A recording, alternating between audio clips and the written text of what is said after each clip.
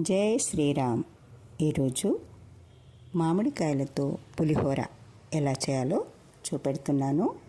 ఇప్పుడు ఈ సీజన్లో మనకు అందుబాటులో దొరుకుతాయి కదా. ఎప్పుడు ఏవి అందుబాటులో మనకు దొరుకుతాయో వాటితో చేసుకొని తినడం మనకు ఆరోగ్యానికి చాలా మంచిది.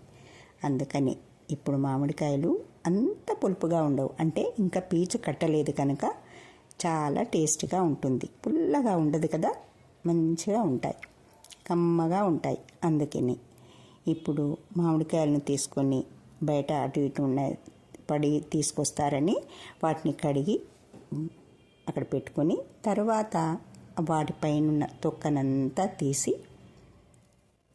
మంజీర పీట మీద తురుముకోవాలి. ఇలా చేస్తున్నాను చూడండి. మీకు చేయడం వచ్చు, ఇది కూడా చెప్పాలా అంటారేమో. చేయడం రాని వాళ్ళ కోసం చెప్తున్నాను కదా. ఏదైనా తెలియంది మనం తెలుసుకోవడం కోసమే ఇలాంటివి చూపెట్టేది, చూసేది అందరం కూడా. మన అమ్మ వాళ్ళు మనకిలా చేసి చూపెట్టారు కనుకనే మనకు తెలుసు కదా.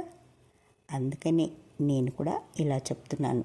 అమ్మ చేయడం చూసి నేను నేర్చుకున్నాను, నేను చేయడం చూసి మీరు నేర్చుకోండి, చేసుకోండి, తినండి కదా. నా ఛానల్ చూస్తున్నందుకు థ్యాంక్ యూ, సబ్స్క్రైబ్ చేసుకున్నందుకు థ్యాంక్ యూ, నన్ను ఆదరిస్తున్నందుకు థ్యాంక్ యూ. ఇప్పుడు మామిడికాయలను మనకెన్ని అవసరం ఉంటే దాన్ని బట్టి అది తురుముకుందాం. ఇలా అంతా తురుముకొని పక్కన పెట్టుకున్న తర్వాత పొయ్యి మీద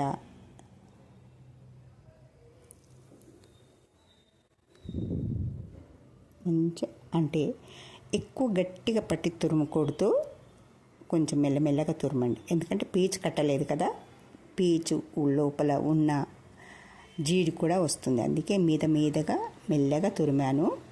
అది తురిమి పక్కన పెట్టుకున్న తర్వాత ఇలా స్టవ్ మీద గిన్నె పెట్టుకొని దాంట్లో మనకు కావలసినంత నూనె వేసుకుని, అంటే మనకి చట్నీకి సరిపోను ఎంత అవసరం ఉంటుంది, ఒక 2 టేబుల్ స్పూన్లు వేసాను.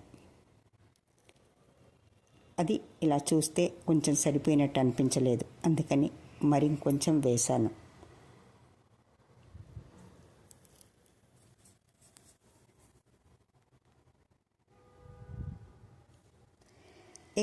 నూనె ఎక్కువగా ఉన్నా కూడా అంత ఏదోగా అనిపిస్తుంది.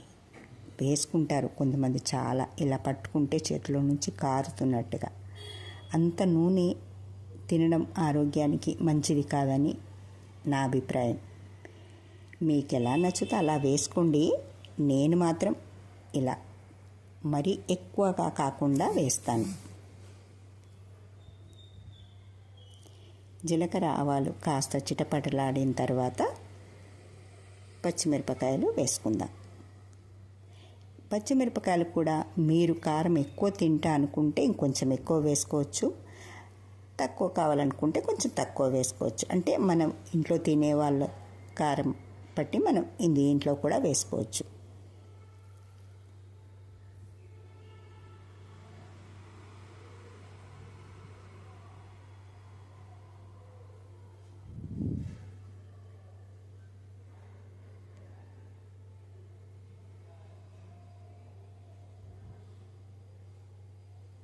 మిరపకాయలు కొంచెం గోలిన తర్వాత అప్పుడు కరివేపాకు వేద్దాం.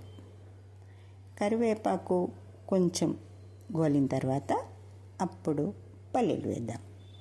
ఎందుకంటే ఒకటి తర్వాత ఒకటి ఒక 2 నిమిషాలు టైం ఇస్తే అవి మంచిగా గోలుతాయి. అందుకు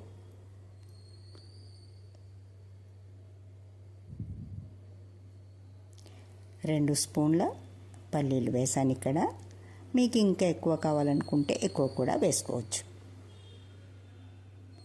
ఈ టైంలో మీరు ఇంకా శనగపప్పు, మినపప్పు లాంటివి కూడా వేసుకోవచ్చు. ఎందుకంటే నేను ఎక్కువ పప్పులు తినడం ఇష్టం ఉండదు, తినలేను కనుక. మీ చిన్నపిల్లలు ఉన్నారు, తింటాము అనుకుంటే వేసుకోండి.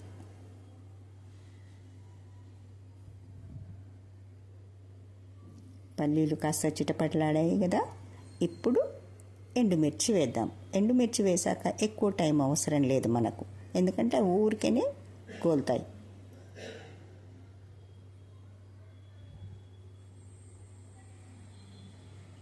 ఎండుమిర్చి గోలింది. ఇప్పుడు దీంట్లోకి పసుపు వేద్దాం, ఇంకా బ్యాలెన్స్ సాల్ట్ వేద్దాం. అన్నిటికంటే ముఖ్యమైనది సాల్టే కదా, అది సరిపోను వేసుకోవాలి.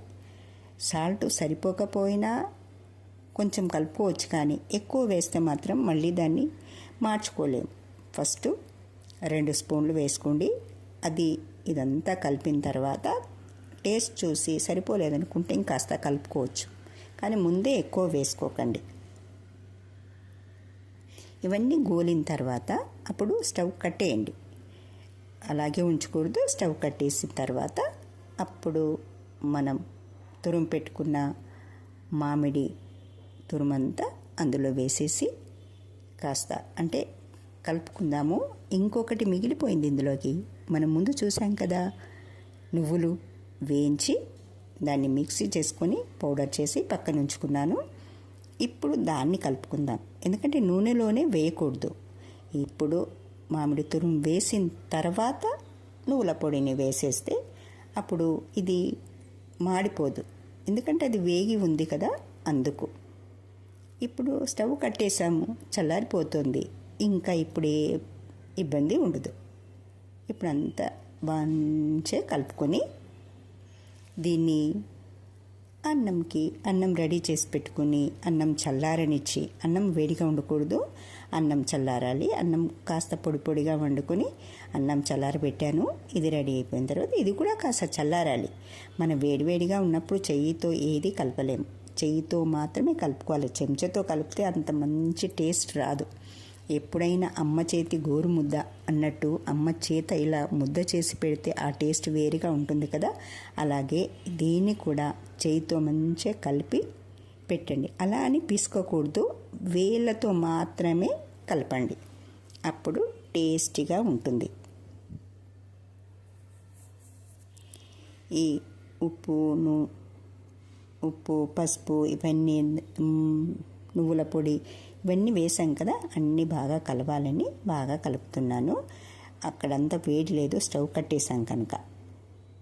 అన్నం చల్లారబెట్టాం కదా, పూర్తిగా చల్లారిందా లేదా, ఇంకా పొడి పొడిగా ఎక్కడన్నా గడ్డలుగా ఉందా అని 1-2 సార్లు ఇలా చెక్ చేసుకొని అప్పుడు దీంట్లో కాస్త నెయ్యి వేస్తే ఇంకా గుమగుమలాడుతుందని నెయ్యి కూడా వేశాను. చూడండి, మీ ఇంట్లో ఉన్నదైనా పర్లేదు, మీ ఇంట్లో తయారు చేసుకునేదైనా పర్లేదు, మనం కొన్నదైనా పర్లేదు. ఇక్కడ మాత్రం మన ఇంట్లో తయారు చేసిందే కాస్త ఎర్రగా కాగింది, అది వేస్తున్నాను.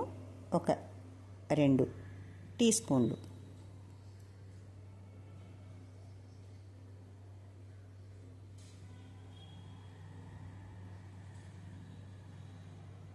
అన్నంలో నెయ్యి వేసుకుంటే బడే టేస్ట్గా ఉంటుంది కదా, అందుకు. దేంట్లోకైనా అప్పుడు అన్నం విడిపోతుంది, ప్లస్ టేస్టీగా కూడా ఉంటుంది. 2 విధాలుగా పనిచేస్తుంది. అన్నము ఎక్కడ గడ్డలు లేకుండా విప్పాము. ఇప్పుడు మనం తయారు చేసి పెట్టుకున్న మామిడికాయ ఏమందాం దాన్ని,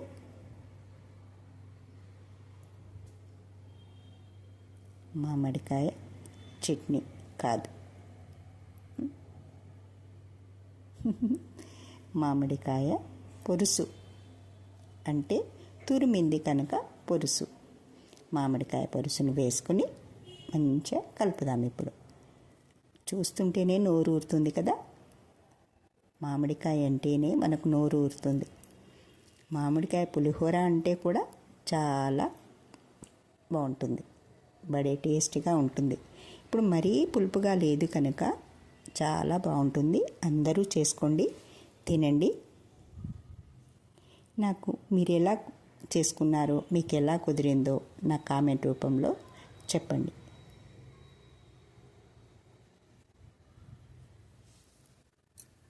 కలుపుతున్నప్పుడు మనకంత పచ్చటి కలరు రాదు కదా. మంచిగా కలిపిన తర్వాత అంటే ఏళ్ళతోటి మాత్రమే కలపండి, గట్టిగా పిసికినట్టొద్దు.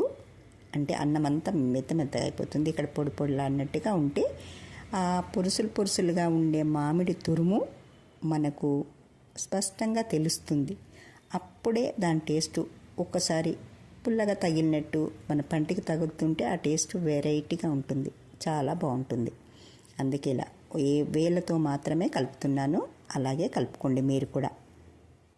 కలిపి దాన్ని దగ్గర అలా పెట్టి ఒక్క 5 నిమిషాలు 10 నిమిషాలు అలా ఉంచినమంటే ఆ పులుపు అంతా పడుతుంది. అప్పుడు కలర్ కూడా మంచిగా వస్తుంది. ఇప్పుడు కలర్ అనిపించట్లేదు, ఒక 10 నిమిషాల తర్వాత మంచి కలర్ వస్తుంది. కలపడం రెడీ అయిపోయింది. దాన్ని ఇలా ఒత్తేస్తే, ఎందుకంటే ఒకటికొకటి అంటుకుని ఉన్నప్పుడే టేస్ట్గా ఉంటుంది. పులిహోర ఎప్పుడైనా దగ్గరికి ఇలా ఒత్తి పెట్టాలి. రెడీ. ఎవరు తింటారు ఫస్ట్? అమ్మ చేతి గోరుముద్ద మామిడికాయ పులిహోర తినండి.